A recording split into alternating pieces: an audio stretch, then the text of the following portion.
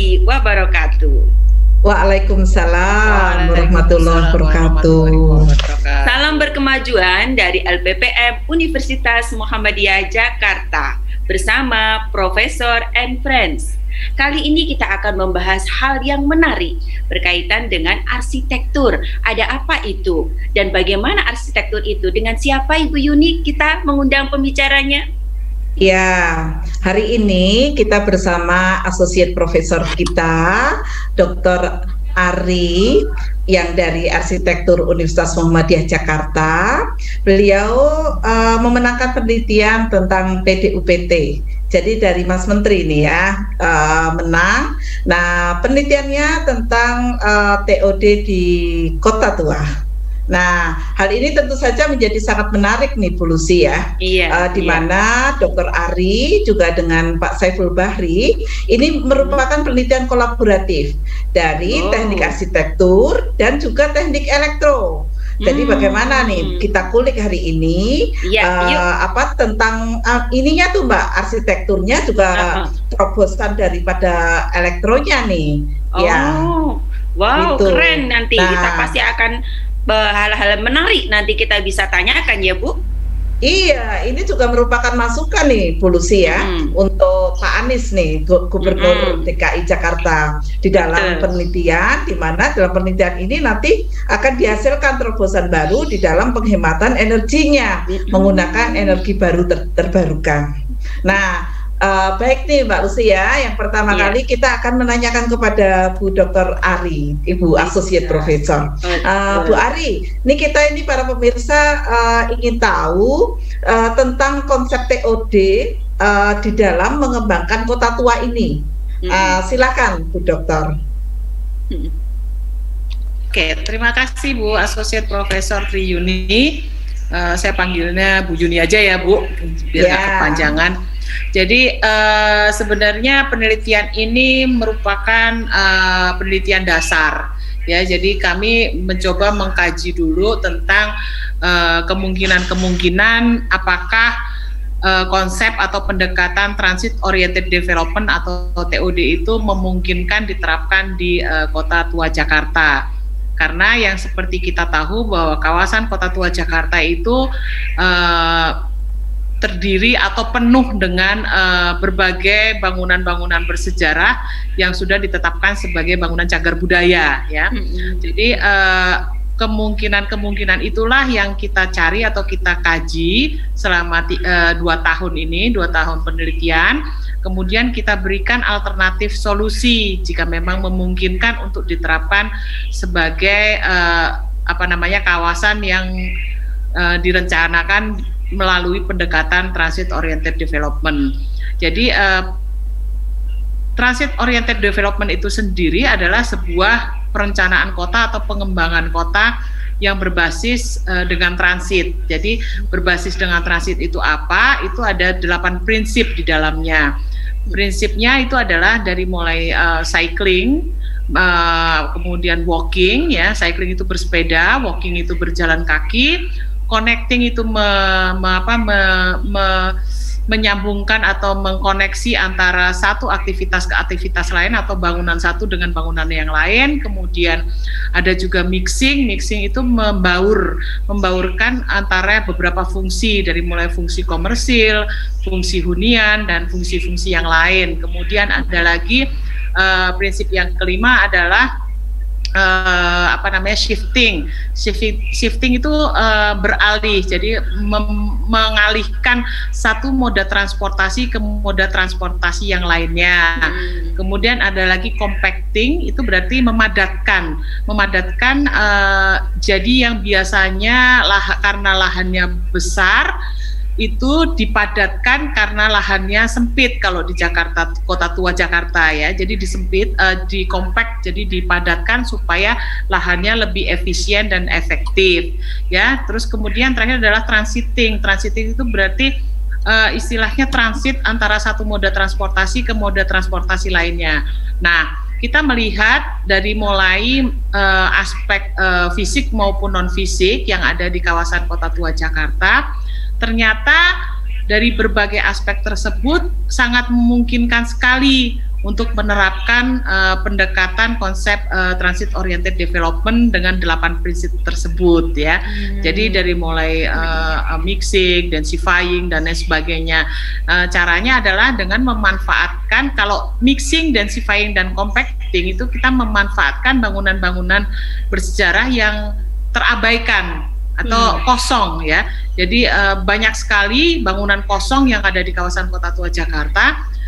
Dan sampai saat ini juga terabaikan gitu. Jadi kenapa tidak difungsikan gitu dengan menggunakan konsep mixing, compacting dan densifying tadi gitu. Kan bisa saja dengan memberikan konsep fungsi baru seperti galeri, kemudian atau mungkin art space gitu, working space, atau mungkin juga malah hotel gitu, karena kita melihat di situ juga masih kurang hotel untuk para wisatawan gitu. Seperti itu contohnya ya, untuk memanfaatkan pendekatan TUD itu, gitu Bu.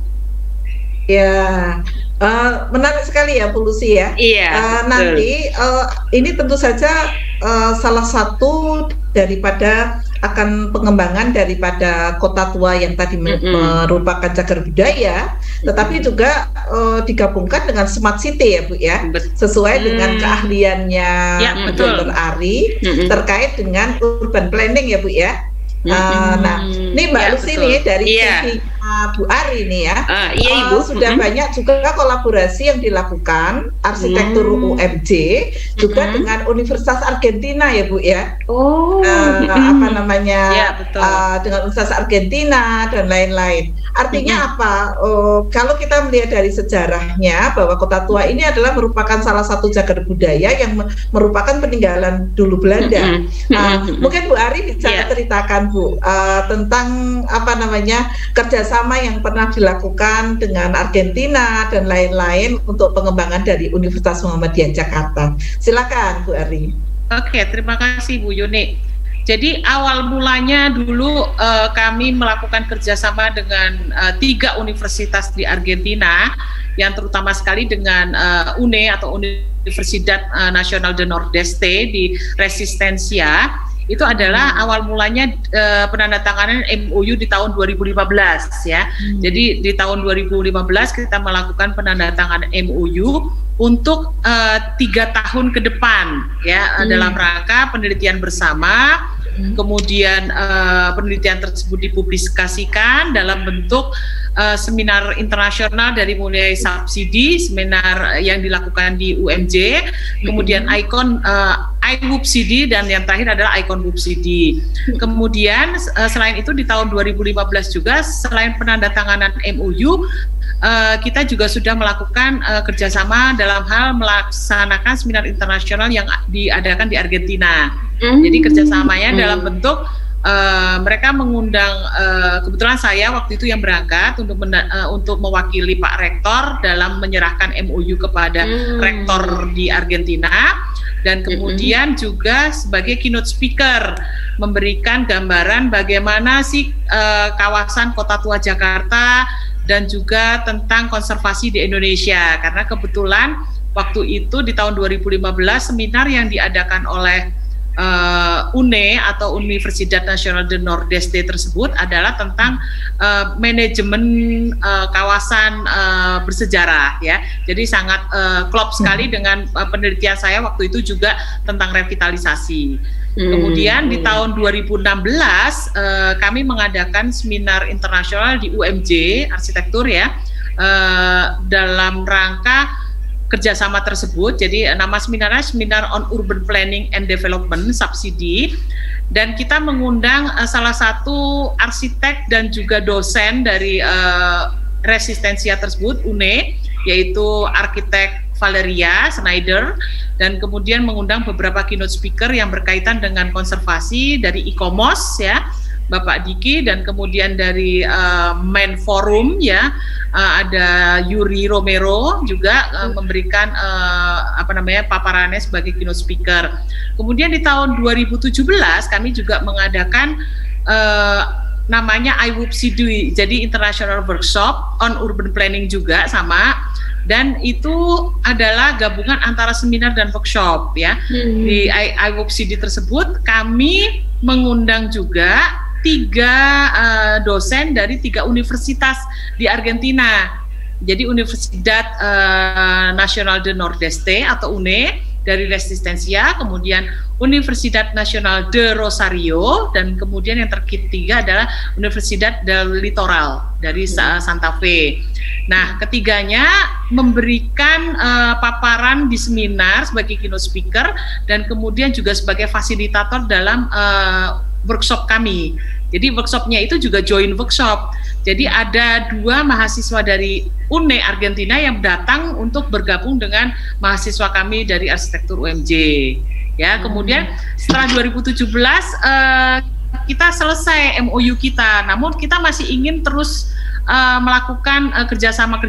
Jadi artinya kerjasama tersebut tidak berdasarkan MOU karena MOU-nya sudah berhenti setelah 3 tahun, tapi kita terus melakukan kerjasama diantaranya menulis artikel bersama, kemudian membuat buku bersama, dan yang terakhir adalah kemarin di bulan Oktober ya, di bulan Oktober kami melaksanakan ICON-WOPCD International Conference dan Workshop on Urban Planning and Development. Itu secara online. Dan kami tadinya sangat pesimis ya karena dilakukan secara online, tapi ternyata justru hasilnya memuaskan gitu. Hasil tersebut bisa kami gunakan sebagai pengabdian masyarakat internasional juga. Karena apa? Karena yang kami lakukan itu adalah membuat sebuah usulan atau perencanaan pada sebuah kawasan rawan banjir di Argentina. Gitu. Jadi hasilnya tersebut kita jadikan sebagai sebuah pengabdian masyarakat dan kita serahkan kepada City Council-nya di Resistencia. Dan itu juga joint workshop-nya itu adalah antara mahasiswa kita 40 orang dengan mahasiswa dari Resistencia sebanyak 25 orang. Kita join, kita kolaborasikan sebanyak 8 kelompok kalau nggak salah waktu itu ya. Itu Bu Yuni. Ya, keren sekali kan Mbak Lucy ya. Sangat keren ini. Arsitektur itu mendapatkan A di dalam akreditasinya ya Bu Dr. Ari ya. Nah, jadi bagaimana tadi kita mendengarkan bagaimana suatu penelitian akhirnya bisa untuk pengabdian masyarakat baik nasional ataupun internasional. Kerjasama dengan Universitas di Argentina. Kemudian juga bisa untuk pengajaran dari mahasiswa arsitektur kita juga dari UMJ Indonesia.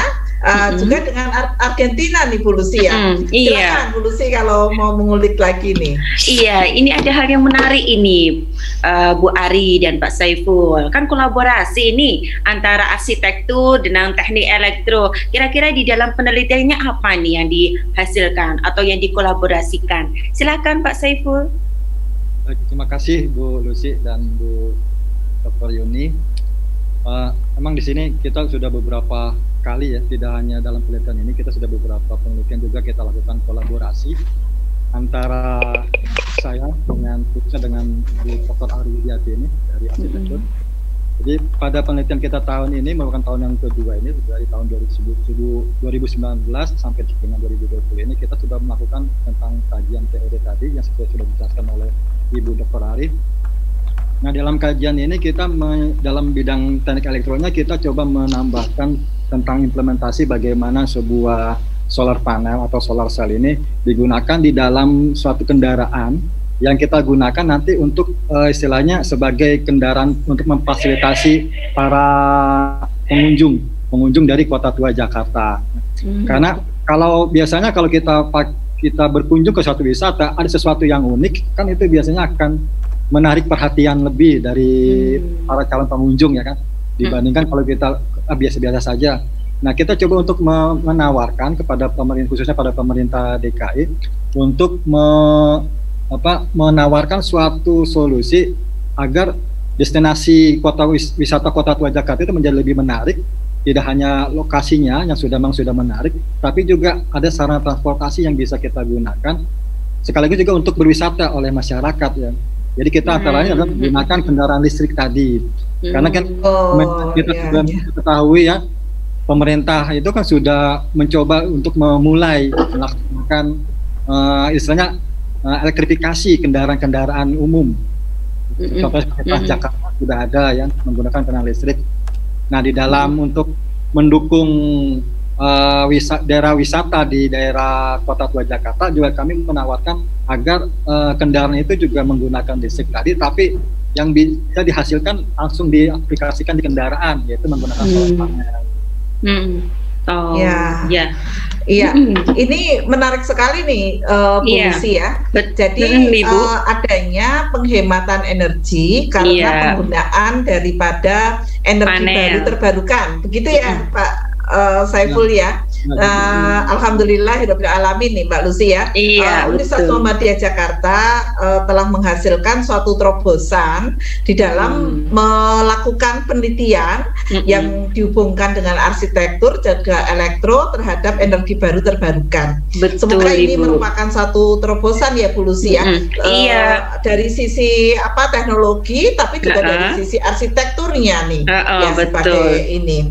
Nah, ini sedikit pantun saya kasihkan kepada pemirsa sekalian nih.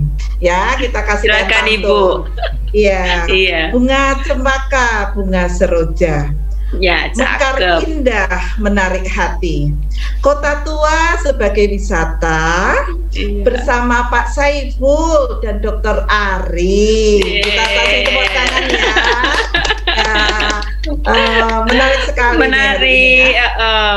Membicarakan Kota Tua memang hal yang menarik. Tadi Bu Ari sudah menyampaikan bagaimana terobosan-terobosan mengoptimalkan space di kota, di perkotaan, dan Pak Saiful juga memberikan kontribusi yang signifikan bagaimana mengoptimalkan transportasi yang berbasis tenaga yang terbarukan, tenaga energi yang terbarukan, sehingga nanti para wisatawan itu bisa datang gitu. Jadi secara teknologi juga arsitektur ternyata juga berimpak pada ekonomi, Bu, terutama dalam pariwisata ini.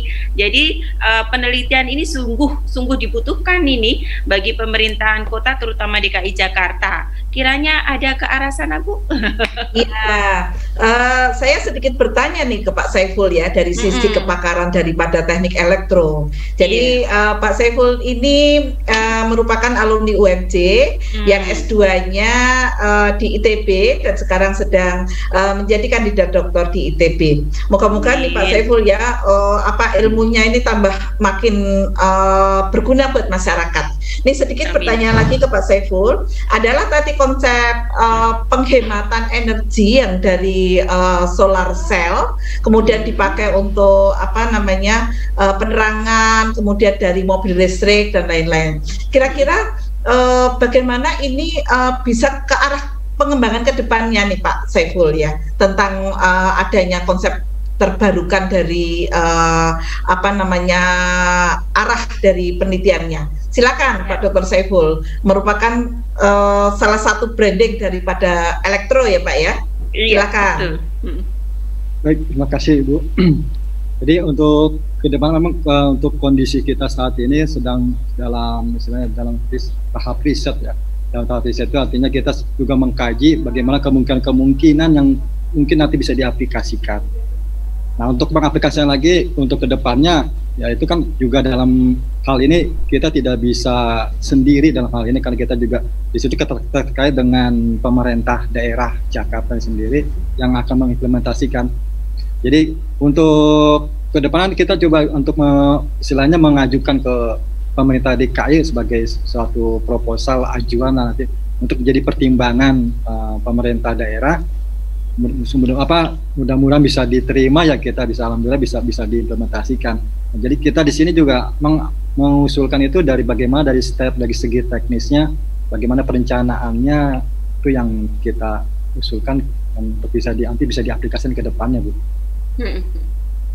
Iya. Baik, sedikit lagi nih ke Bu Ari lagi ya.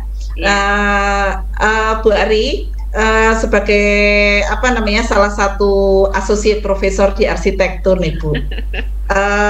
Nah ini saya pengen ngulik lagi nih tentang arah daripada urban planning yang dilakukan. Ini merupakan salah satu kebanggaan loh buat apa namanya para calon-calon arsitek ke depan gitu ya.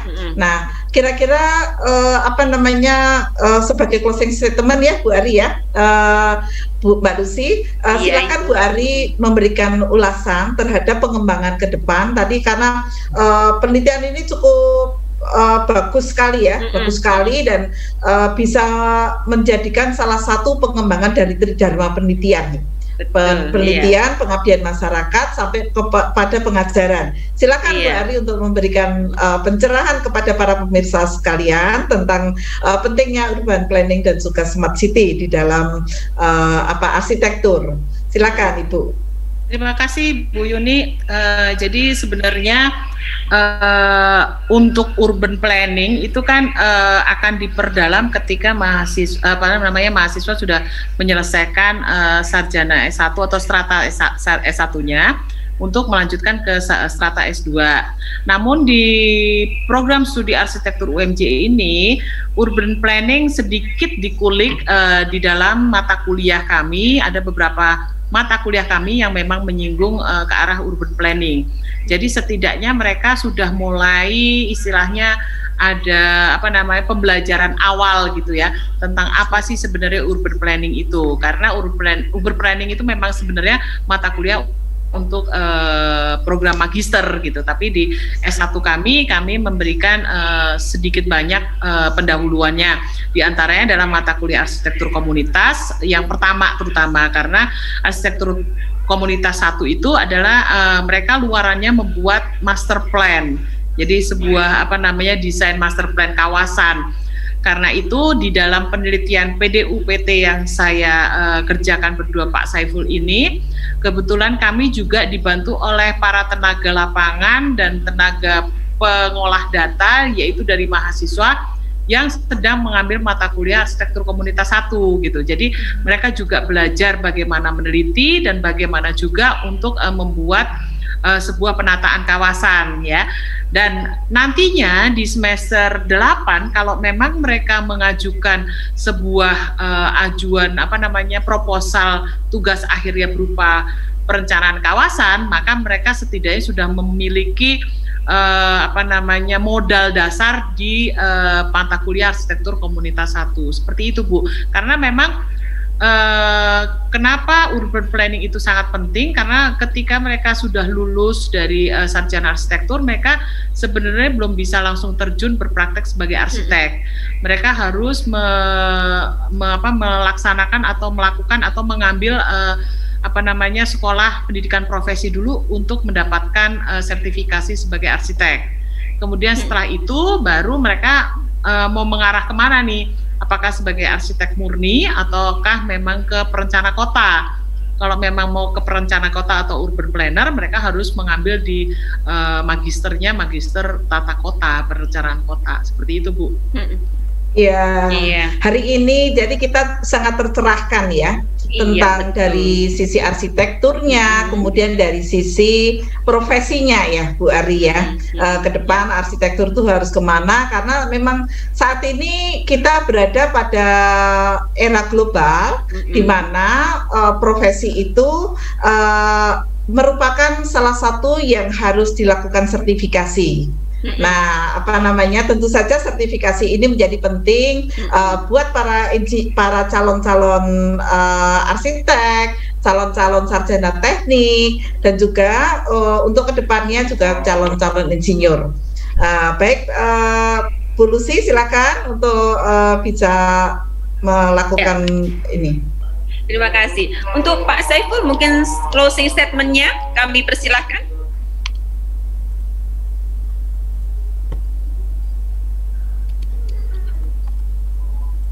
Dalam hal ini kita penting sekali ketika melakukan suatu penelitian itu ya, kita tidak melakukan sendiri lah, kita akan berkolaborasi akan lebih baik, karena mungkin salah satu dari pemahaman kita akan berbeda dengan orang lain.